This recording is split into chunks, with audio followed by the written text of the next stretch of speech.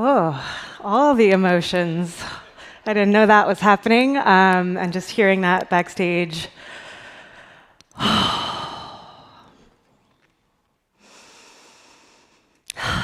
So when I was 29 years old, I had the idea for a magazine.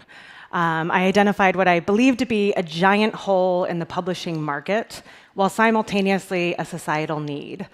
It was my experience that all business publications, Inc., Fast Company, Entrepreneur, Forbes, Fortune, all of them, glorified business leaders and businesses that put profit above all else, regardless of the harm that they cause to society and the environment. So I had the harebrained idea that I was going to launch a business publication that was going to cover conscious companies, companies that were actually doing good for the world. Yes, making a profit and doing something good, treating their employees well, taking the stakeholder model, all of the things that we've learned about at Stagen.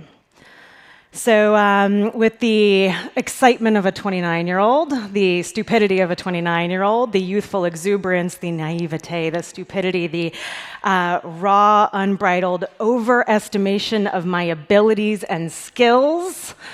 Yes, I am a orange-green millennial. I decided to set out and launch a print magazine with 5 months of publishing experience. So the first thing I did was launch a crowdfunding campaign. I enlisted a co-founder in all of this, and we launched a crowdfunding campaign to raise $50,000. And I don't know if anyone knows how Kickstarter works, but you have to hit your goal in order for you to get the money. We raised $42,000 by day 30, which we have 30 days to do a campaign. And after right around 4 o'clock on day 30, we realized we weren't going to make it. And we got to sit and watch our Kickstarter campaign implode, and we lost $42,000. So we kind of got ourselves up, we dusted ourselves off, and we launched another crowdfunding campaign, this time on Indiegogo. They have an option that you can just raise it and keep it. So we raised about $20,000 with that.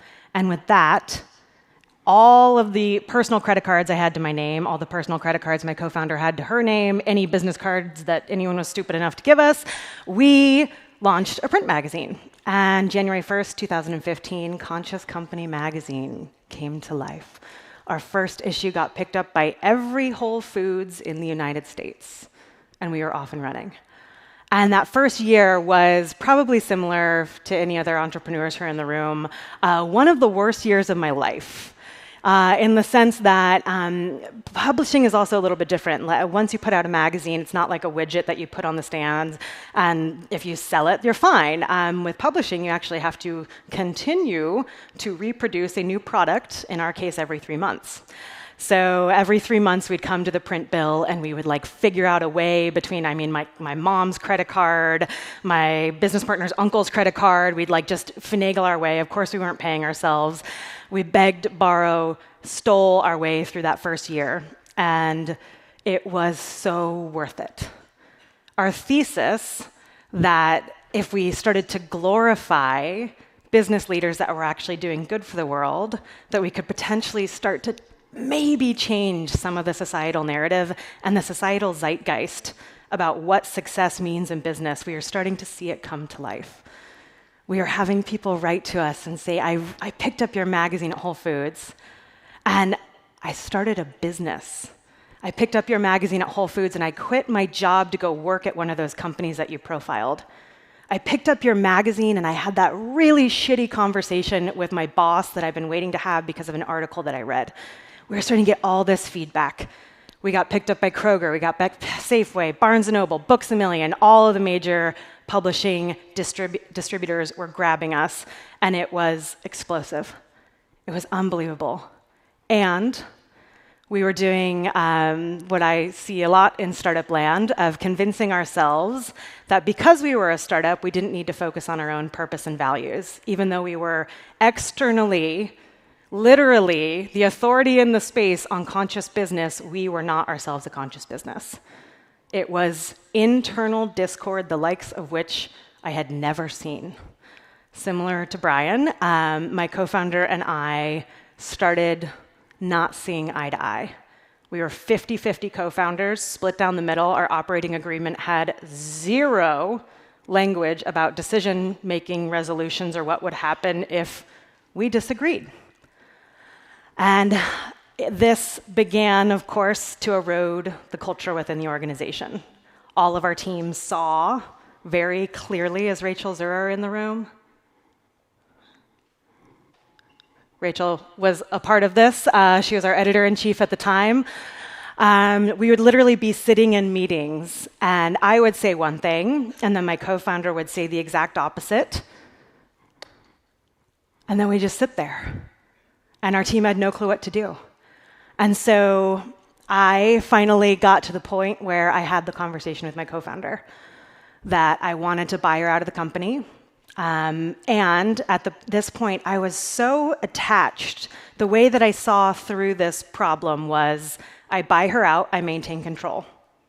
I buy her out, I maintain control. I buy her out, I maintain control. That is the only way that we could particularly solve this problem. I put on my little horse blinders, and we brought in coaches, we brought in professional mediators, we brought in lawyers, we brought in all the people to come help us think through how I could buy her out and how I could maintain control. And from her perspective, of course, she wanted a significant portion of money that I didn't have, and we just stayed in this for a year. For a year, we did this to our team and we did this to ourselves. And the stress and pressure that I felt was unlike anything I had ever experienced in my life. At this point of our business, we had 21 mission-aligned angel investors who'd invested almost $1 million in our company. I had a large team. I had stakeholders in terms of the community that read this magazine, that held us up to this standard. And I had moments in which there were full-bore panic attacks. And at the age of 33, I had a moment where I woke up in the middle of the night and I told my husband I thought I was having a heart attack. Like a full-bore chest pains, couldn't breathe heart attack at 33. And the next day, my husband said, "We're done. Nothing in the world is worth this." And so it was at that moment that I was able to take the horse blinders off and imagine how else we could get through the problem. So I went to my co-founder. I said, "I'm done. If you'd like to have the company, you can have it." She said, "I don't want it." I said, "Fantastic. What else could we do? We could let this go into a long, slow, painful bankruptcy, or we could sell." Somehow, in a year, it hadn't come up that we could sell the business, which might seem like a very obvious solution to many people in the audience, but it wasn't to me because I was so wholly attached to the outcome, which was I maintain control and she gets to leave. And so we shopped the company around. Fortunately, we found a mission-aligned buyer, and in December 2017, we sold the company. My co-founder got to exit. My other business partners got to exit. I stayed on as the CEO of a wholly owned subsidiary brand with the parent company. So the first thing I did was hit the reset button. I had identified at least that the worst thing that we had done when we started our company was have zero focus on purpose and values. So I brought in a consultant that I think is the best in the country, Nathan Havey, at helping companies identify their purpose, their values, and bringing in practices to implement on a weekly, monthly, quarterly basis to make sure that you are living those. And we did that. We identified our purpose as an organization to redefine success in business and service of all life. And that became my personal purpose. Fortunately, they were one and the same. And we had like a year of puppies and rainbows and kittens and unicorns and oh my God, rich, wonderful, creative, juicy year where our team was firing on all cylinders. We were launching new product lines, we were launching events, we were launching podcasts. Everything was just beautiful. And then, May of this year, I was 38 weeks pregnant. I'll repeat that, 38 weeks pregnant. 10 days before my maternity leave, I got a call from my parent company that their lead investor on their Series A had verbally committed to $2 million and was going to take the whole round, and after 6 months of due diligence, backed out. And my parent company was in the awful position of having 6 weeks of runway left. And so they let me know that they were going through all the portfolio companies. Some of the portfolio companies were actually being shut down.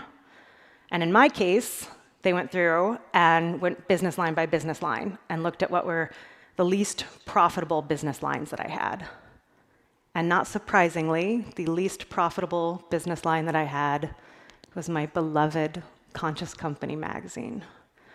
And so after 5 years and 23 issues of telling thousands of stories, I was facing this new fear that my beloved first business child might not survive.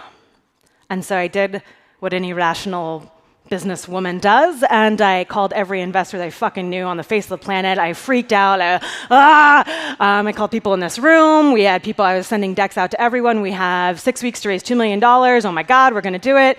And after 2 days of doing this, my doctor and my husband told me to calm down. And it was a very fortuitous time that I was told that I just need to calm down or I'm like legitimately going to go into labor. And so I read a wonderful book by Michael Singer, The Surrender Experiment. I read a bunch of my grandfather's journals, which talked about the idea in life that we are all just in a river. We are flowing, and you can try to swim upstream, and all that will do will exhaust your arms. It's completely futile effort. So you just need to relax and lay back. So I knew that I had done what I could in the previous 2 days. I'd called all the people that I possibly could think of. I had done the things to potentially save the company. And then I let go. I totally let go of my attachment to the outcome. And 19 days on June 30th, after giving birth to my first child, post C-section, I was on a Zoom call explaining to my team that we had to close down the magazine. And not only that, but I had to let go of a teammate that had been with me for 5 years. One of my very first members of my team. And I still can't even think about this day without getting emotional. So then I went back into the cocoon of maternity leave and like trying to figure out how to be a mom and just letting this go and knowing that I would come back to it in September. And I reemerged in September having thought about a conversation that I had had. Our last print issue of the magazine, this beautiful magazine here, has Simon Sinek on the cover. And he and I had a conversation in which we discussed when you know your why, you can be agnostic about your how. And what he meant by this was he had been an advertising executive. And once he found his why, he realized that his why was to kind of disseminate these new ideas about business. He realized that he didn't only have to do it through advertising. He could do TED Talks. He could do podcasts. He could do writing. He could start a business. He realized that he had been trapped. He had been attached to the outcome, that the only way that he could do something was the way that he had always done it. And now we know majority of us have seen Simon Sinek's TED Talks, one of the most watched TED Talks in the history of TED. And he's a prolific writer. He's done all these things as a result of being agnostic about the how. So I came back with this new way of trying to think about my business. And to be very clear here, I had felt like I lost my identity. I'm the co-founder and CEO of Conscious Company magazine. For those of you who were here last year, there were posters all along this wall. You all got a copy. It's my calling card. When I walk into a room, especially one like this, where I'm a young woman and I'm intimidated, and a lot of people ask me if I'm someone's assistant, I get to hand them the magazine and say, no, I'm the fucking publisher of this. That feels so gratifying. And to have lost that, to lose the tangible manifestation of my purpose in the world, was a massive blow for me, to my ego, to who I felt like I was. So to reemerge back into the company in September, postpartum, and trying to figure out what we were going to do as an organization, I was still tasked with, we have to make money, yes. We have to be profitable in 2020. So I sat my team down and I had this conversation. I said, if we could be agnostic about the how would we still live our why as a company? Our why being to redefine success in business in service of all life. So we came up with a 2020 strategic plan, has events, it has workshops, it has trainings, it has the podcast, it has all these wonderful things that we get to do. And I have found myself, once I asked myself the question, if I was agnostic about the how, if I wasn't the face and front woman for Conscious Company, what would I be? What would I do? Knowing my why. And my husband continues to joke that I am metaphorically pregnant for the second time in 1 year, because every single day I have a new business idea. Oh my God, I could do this. Oh my God, this and this and this. And it's just like kinetic, creative, juicy, wonderful feeling where when I tell people that all this crap that just happened over the last year, I lost the magazine while on maternity leave and blah, blah, blah, people are always like, oh my God, are you okay? And I'm like, yeah, I'm actually the best I've ever been right now, because I have the freedom and flexibility to imagine a new future rooted in my why, but with a total non-attachment to the how. And so Rand asked me to speak about dancing with the emergent future and non-attachment to outcomes. And so my question for all of you, for those of you who are feeling trapped or challenged right now, what would it look like to be completely non-attached to your personal preference on the outcome of the thing that you're dealing with? And secondarily, if you had a blank slate, your business doesn't exist in this world, how else could you manifest your why? How else could you manifest your why on this planet in the time that you have left? What would that look like? Thank you.